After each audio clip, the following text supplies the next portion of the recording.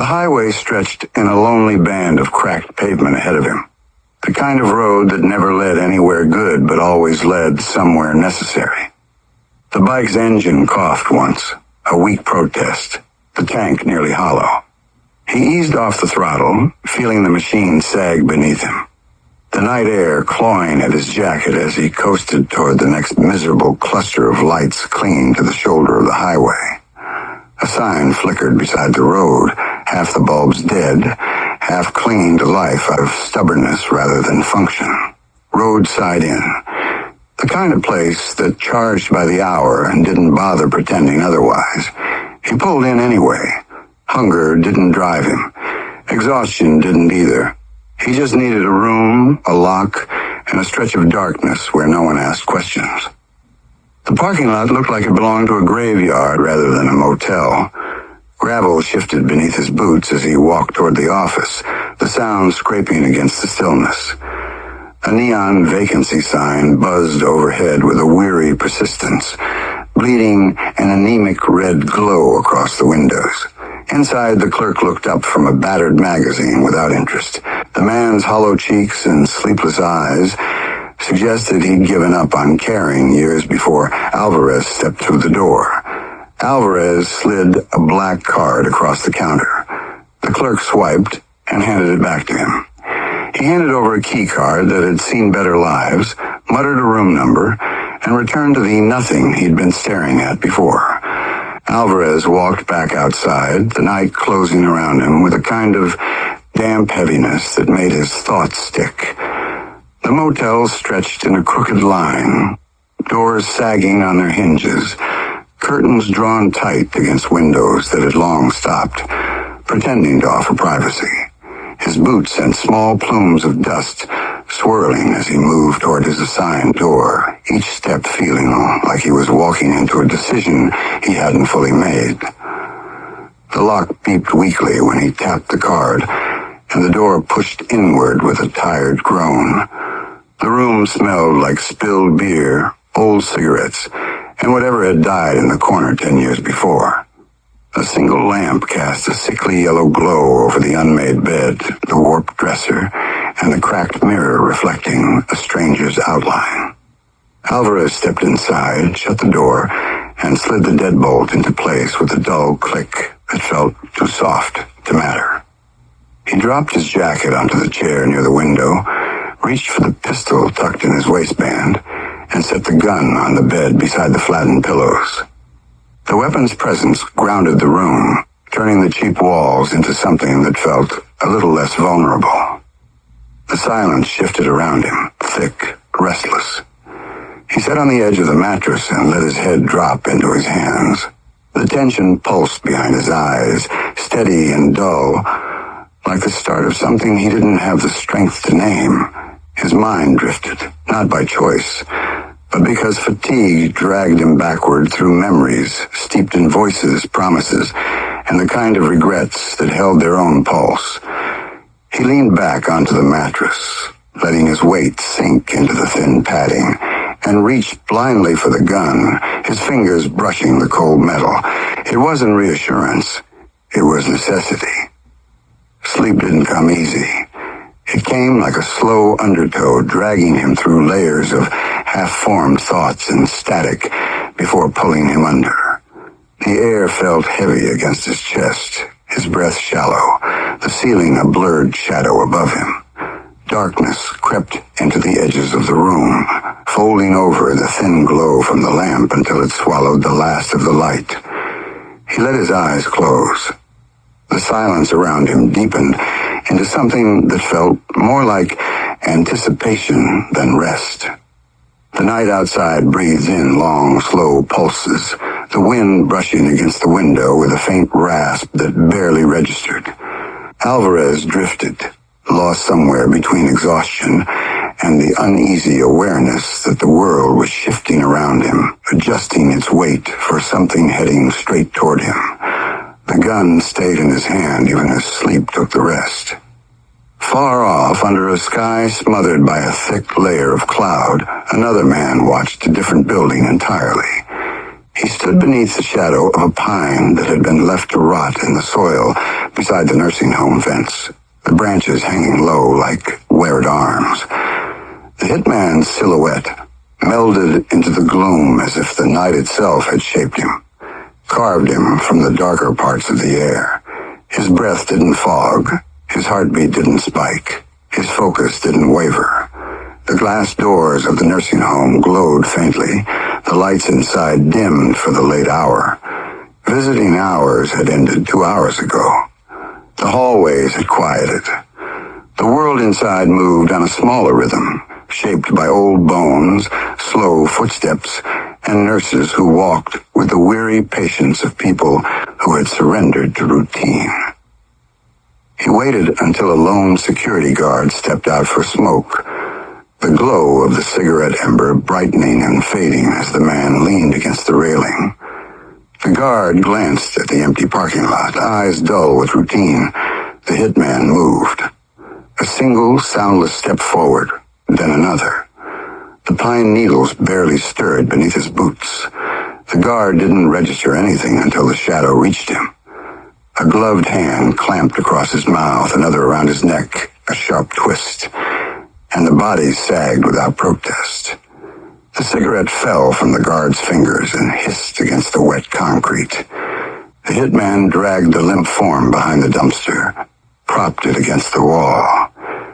Inside the nursing home, the air smelled of disinfectant, stale linens, and time slipping away in soft, unremarkable minutes.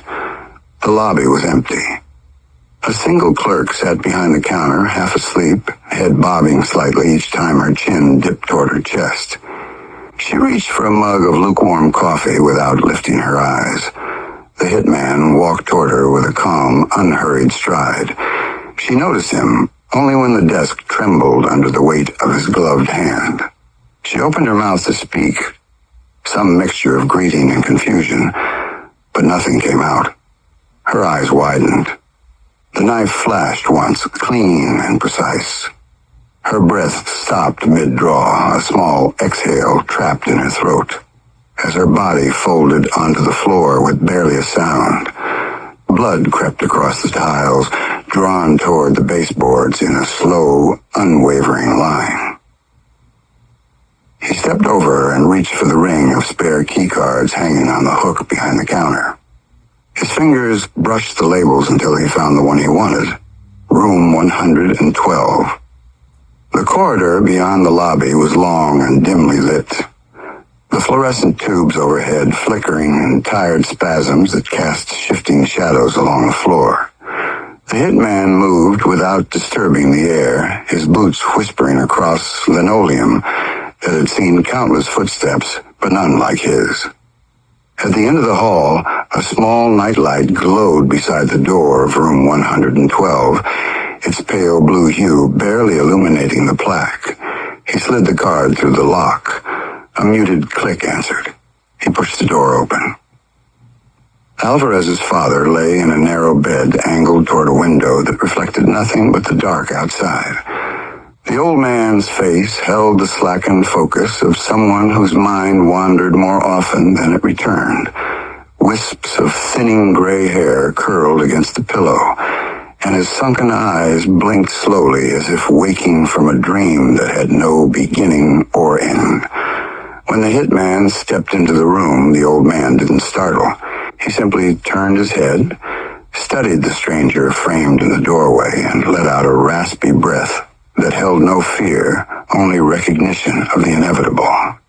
The hitman approached the bed and set the chair upright with a quiet scrape before lowering himself into it.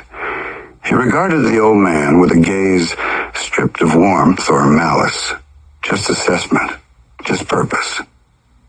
"Tonight's the night you die, old-timer," his voice low, devoid of inflection.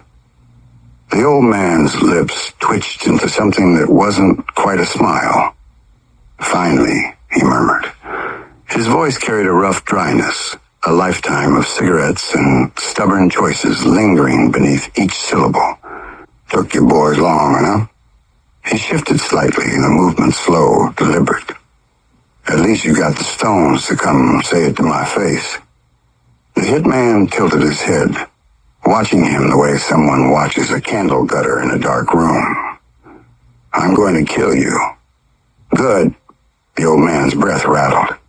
"Faster hand than the Reaper. Make it quick." The hitman didn't answer. He reached for the pillow, lifting it with the same ease he might use to straighten a bedsheet.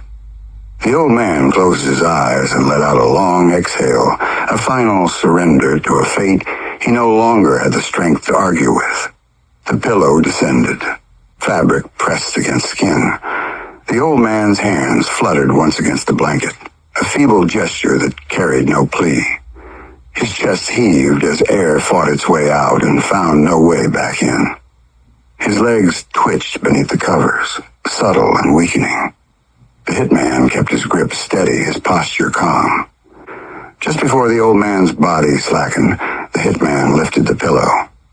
The old man gasped, eyes snapping open, dragging a ragged breath into lungs that were already failing. The sound scraped through the room, harsh and clawing. The hitman leaned close.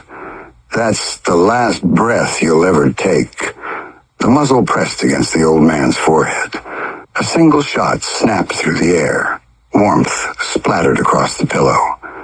The old man's gaze fixed on the ceiling, empty. The hitman stood, straightened his coat, watched the last tremor leave the body. In the corner of the room, the shadows shifted, not with movement, but with presence. Something unseen observing the moment, with quiet patience, as if taking note of the soul passing through its threshold. Death didn't step forward. It didn't have to. It had already arrived. Sleep did not hold him gently. It dragged him down in a violent plunge, snuffing out the motel room in an instant, and replacing it with the thick, suffocating dark of the clubhouse. The air stank of stale beer, gasoline, and sweat baked into leather, scents that always meant danger even in daylight. Now they pressed against him like hands. A low hum filled the space, blending with the faint rattle of chain links and the scrape of boots shifting across concrete. Alvarez lay on his back on the pool table, wrists bound above his head with coarse rope that bit into his skin. His ankles were tied to the table legs, spread and pinned. The felt beneath him smelled like spilled liquor and old chalk. The overhead light hung low, buzzing faintly, a sick yellow hue spilling down onto his chest and turning his breathing into a faint shimmer. Around him, shapes gathered, broad silhouettes, shoulders rolling under leather cuts, each man still as a figure carved out of the dark. The butcher boys. Their patches bled red in the dimness, the stitched cleaver insignia catching the light each time one of them shifted. None of them spoke. The only sound came from the slow, deliberate, metallic clack of steel striking steel as they tapped their meat cleavers together, testing the weight, testing the edge. The blades shone with cold polish, wide and heavy, the kind meant for carcasses rather than men. One of the riders twirled his cleaver with a casual grace that made Alvarez's stomach twist, the blade glinting with every turn before settling at his side. Big John stepped forward. The low-hanging light caught just enough of his face to show the calm in it. The kind of calm men only wear when they believe the outcome is already decided. He tapped the flat of his cleaver against the felt edge near Alvarez's hip, not striking him, just marking territory, claiming the moment. "Rat on a table," Big John murmured, voice deep as a cellar. "Fitting." The men spread around him in a slow arc, forming a half circle of steel and breath. The blades weren't raised yet, but the weight of them filled the room, thick and ritualistic. Alvarez tried to fight the ropes, shoulders burning as he pulled, but the bindings held him in place with the merciless indifference of knots tied by men who had done this before. Boots thudded against the concrete. A cleaver dragged across the table's wooden frame with a long, low scrape that sent cold shivers through his ribs. Someone chuckled. Someone else spat. John leaned over him, close enough that Alvarez could smell the smoke buried in the man's beard. "Tonight," Big John said, "we carve the fear out of you." The blades lifted, not swinging yet, but rising in a slow, devastating ascent, a silent verdict. Metal gleamed above him, heavy, merciless. Alvarez's pulse hammered in his ears, choking his breath. The cleavers trembled at the apex, held by hands steady with purpose, the room holding itself still as if the entire world waited for the drop. And then a shadow swept across the light. Every man froze. The room blurred, melted, dissolved. The cleavers fell toward him. Alvarez sat up with a violent gasp. The motel room snapped back around him, dim lamp burning in a weak halo, the air thick with the smell of dust and mildew. His chest heaved, sweat cold along his spine, his pulse thundering like something trying to kick its way out. His hand shot to the gun on the bed, gripping it tight, even though the room held nothing but silence and sagging drywall. He stared at the door for several breaths, waiting for it to burst open, waiting for shadows to rush him with gleaming steel like they had in the dream. The stillness didn't break. The room remained exactly what it was, shabby, half-lit, empty. His breath finally steadied into something that didn't feel like drowning. He wiped his palms against his jeans, the tremor in his fingers refusing to settle.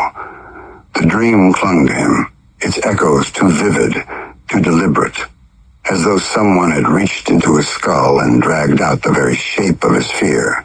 He tried to shake it off, but it stayed with him, a cold weight pressed against the inside of his ribs. Somewhere outside, a truck engine growled in the distance. A door slammed. Tires crackled over gravel. Life went on without regard for the storm inside him. But the dream had teeth and it hadn't let go. He lay back down only when the trembling finally left his hands, the gun resting beside him like a final tether against whatever darkness might try to follow him into waking. Meanwhile, at the nursing home, the home pulsed with a different kind of storm. Blue and red lights washed through the windows, bathing the hall in flickering color. Officers moved in measured steps through the corridor, their voices low, their radios crackling in clipped bursts. At the end of the hall, room 112 remained sealed by yellow tape, its door propped open just enough for the investigators to drift in and out.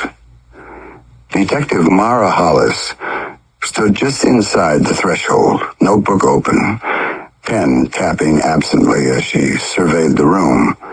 She was tall, sharp-eyed, her jacket soaked from the rain, but her posture level.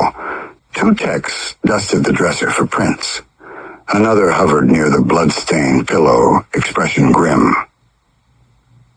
The coroner's sheet covered most of Alvarez's father, but not the outline beneath it.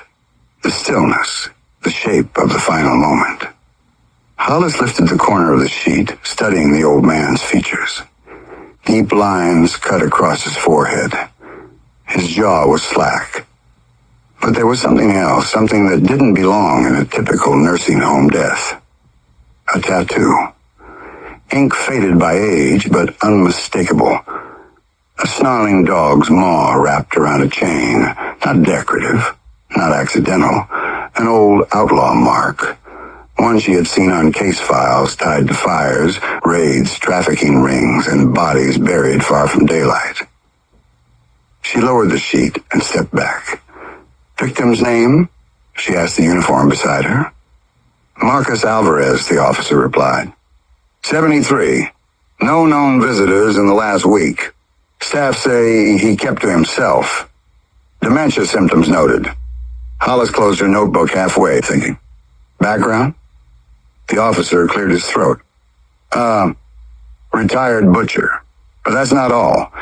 There are sealed records from the 90s. Gang task force stuff. Looks like he ran with crews that didn't exactly retire peacefully. Hollis felt the weight of that. A murdered old man was one thing. A murdered old outlaw was another. Old loyalties rarely died clean. Old grudges never died at all. What about next of kin? Only one listed. The officer checked his phone. His son, Alvarez Marcus Jr., no address file. Looks like he's been floating jobs here, jobs there. Nothing steady. Hollis's mouth tightened. The name tugged at something familiar. You run him through the system yet? She asked. Not fully. But I can tell you now, his name's popped up in some files connected to that biker mess last year. Of course it had.